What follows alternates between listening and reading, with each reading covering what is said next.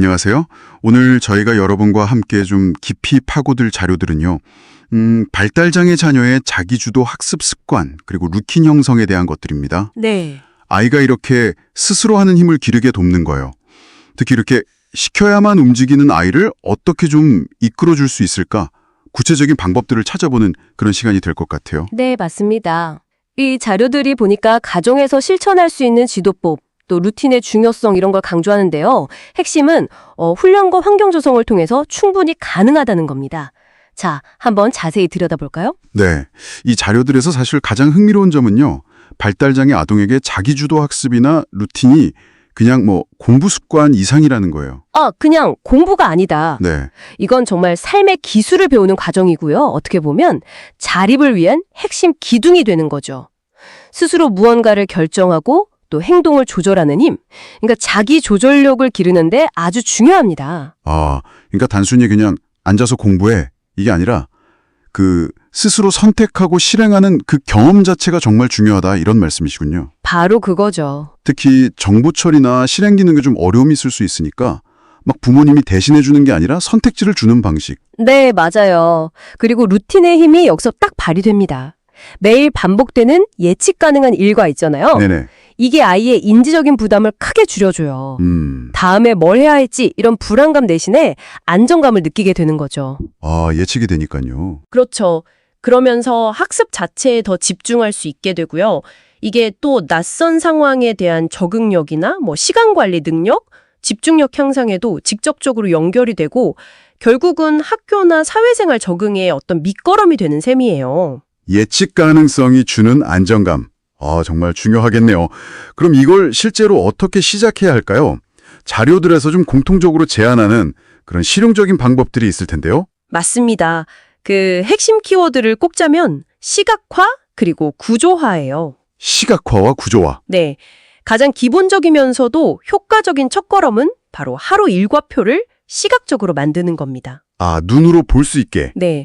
그림이나 사진 아니면 체크리스트 형태로 만들어서 아이가 하루의 흐름을 눈으로 보고 예측할 수 있게 하는 거죠. 아침에 일어나서 뭐 하고 학교 다녀와서 뭐 하고 자기 전에 뭘 하는지 이렇게 좀 명확하게요. 확실히 눈으로 보면서 따라갈 수 있게 하는 거군요. 이게 시간 개념이 좀 어려운 아이들한테는 특히 더 도움이 되겠어요. 아까 그 타이머 활용 이야기도 있었죠. 네, 맞아요. 시각 타이머가 아주 유용합니다. 예를 들어 5분 동안 이런 추상적인 시간 개념을요. 이렇게 눈금이 줄어드는 걸 보면서 직관적으로 이해하게 됐거든요. 시간이 줄어드는 게 보이는 거군요. 그렇죠. 딱 이만큼만 하면 끝난다는 걸 시각적으로 보여주니까 활동에 대한 부담을 좀 줄이고 집중을 유도하는 데 효과적이에요. 그렇군요. 그리고 학습 시작하기 전에 준비 루틴을 딱 고정하는 것도 강조되더라고요. 예를 들면 책상 정리하고 연필 꺼내고 타이머 켜고 이런 과정을 항상 똑같이 하는 거죠. 맞아요. 그게 이제 뇌한테 이제 집중할 시간이야 이렇게 신호를 탁 주는 스위치 역할을 하는 거죠. 아하. 그리고 마지막으로 아주 작은 성공이라도요. 이걸 시각적으로 확인시켜주는 게 정말 중요해요. 성공의 흔적 같은 거요? 네, 스티커판에 스티커를 하나 붙인다거나 작은 도장을 꽝 찍어준다거나 이런 식으로요. 내가 이걸 해냈다는 성취감을 눈으로 직접 보게 하는 거죠. 부모님의 역할에 대한 조언도 꽤 많았는데요. 예를 들면 아이한테 퍼즐 할래 아니면 색실놀이 할래 이렇게 선택권을 주는 것. 네, 중요하죠. 그리고 자, 우리 시간표 볼까? 지금 뭐 할 시간이지? 하면서 일과표를 같이 보는 습관. 이런 작은 상호작용들이 진짜 중요하겠네요. 네. 그리고 칭찬과 보상도 빼놓을 수가 없죠. 그냥 잘했어 이게 아니라 와, 5분이나 앉아 있었네. 정말 대단하다. 이런 구체적인 칭찬이요. 구체적인 칭찬? 네. 여기서 부모님들이 자주 하시는 질문 중 하나가 아이가 집중을 너무 못해요. 이건데 괜찮습니다. 정말 괜찮아요. 처음엔 3분, 5분부터 시작해서 아주 조금씩 늘려가면 돼요. 중요한 건 시간의 길이가 아니고요. 매일 꾸준히 하는 그 경험 자체입니다. 그럼 만약에 아이가 막 딴짓하거나 짜증을 낼 때는 어떻게 하죠? 그럴 때는요. 활동 시작하기 전에 잠깐 몸을 움직이게 하거나 심호흡 같은 걸 하는 게 도움이 될 수 있어요. 에너지를 좀 환기시키는 거죠. 네네. 또 매일 똑같은 걸 하면 지겹지 않을까요? 이렇게 걱정하시는데 루틴의 틀은 유지하되 그 안에 내용은 조금씩 바꿔주면 됩니다. 아, 틀은 같지만 내용은 다르게. 네, 예를 들어 책 읽기 루틴이라면 매일 다른 책을 고르게 하는 식으로요. 순서대로 안 하려고 막 고집 부릴 때는요. 어떻게 하나요? 순서는 상황에 따라서 조금 유연하게 조절해도 괜찮아요. 아이에게 선표권을 좀 주면서 큰 틀만 유지하는 거죠.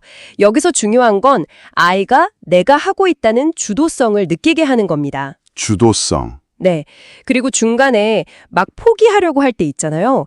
그때 괜찮아. 여기까지 한 것도 정말 잘했어. 하고 과정을 격려해주는 그 한마디가 아이한테는 정말 큰 힘이 됩니다. 과정에 대한 격려. 중요하네요. 그럼 자료들에서 제시된 집에서 해볼 만한 활동 예시들도 몇 가지만 간단히 소개해 주시면 좋을 것 같아요. 네. 뭐 예를 들면요. 타이머를 이용해서 한 3분부터 시작하는 앉아있기 연습. 네. 그리고 체크리스트 보면서 스스로 준비물 챙기기. 감정 표현을 돕는 뭐 그림 일기 그리기. 그림 일기 좋네요. 네. 그리고 아이가 직접 고른 책 5분 읽기.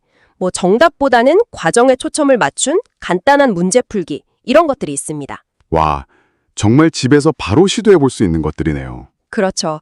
오늘 저희가 이야기 나눈 것처럼 발달장애 자녀의 자기주도성이나 루틴 형성은 분명 시간과 인내가 필요한 그런 여정입니다. 맞아요. 하지만 꼭 기억해야 할 것은 이 작은 습관 하나하나가 쌓여서 아이가 스스로 삶을 꾸려나가고 또 세상에 나아갈 자신감을 얻는 그런 단단한 기초가 된다는 점이에요. 안정적이고 예측 가능한 환경 속에서 경험하는 작은 성공들, 그게 핵심입니다. 맞아요.